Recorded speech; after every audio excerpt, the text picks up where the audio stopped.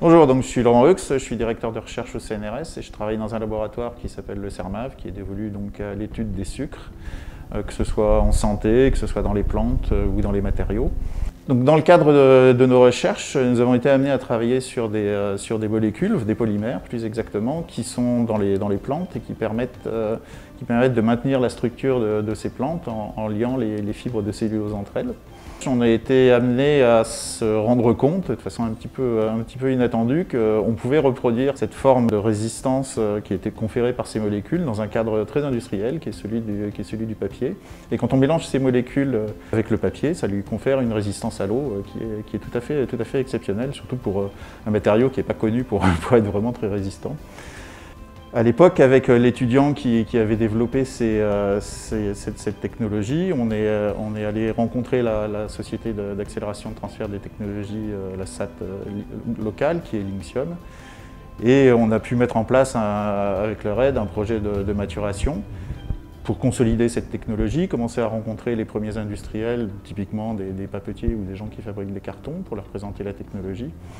Et à la suite de ça, passer en incubation pour arriver à la fondation de Funcell, qui est donc une jeune start-up qui va développer ces additifs. Et donc cette démarche s'inscrit aussi également dans la volonté des chercheurs et du CNRS de pouvoir, à partir de recherches fondamentales, proposer des innovations de valorisation qui s'appuient justement sur ces découvertes. Bonjour, je m'appelle Julien Legui, je suis un ingénieur en chimie et docteur en chimie des polymères. Je suis aujourd'hui le directeur technique de la start-up Funcell.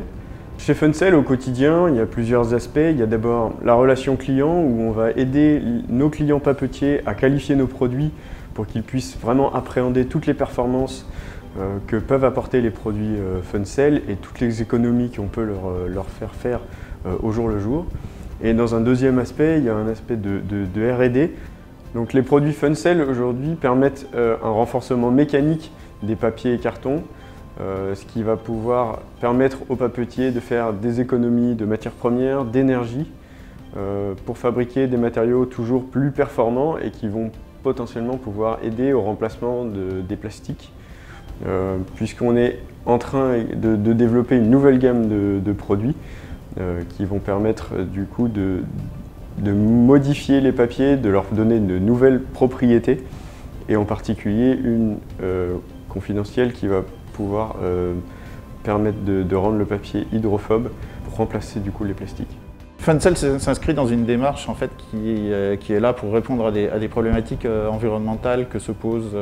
non seulement la société mais aussi les industriels pour accompagner cette transition. Il suffit de penser aux mers de plastique typiquement pour se douter qu'avoir des matériaux qui sont capables de résister à l'eau et rentrer dans notre quotidien tout en étant recyclables, c'est quelque chose qui est tout à fait fondamental dans ce type de démarche.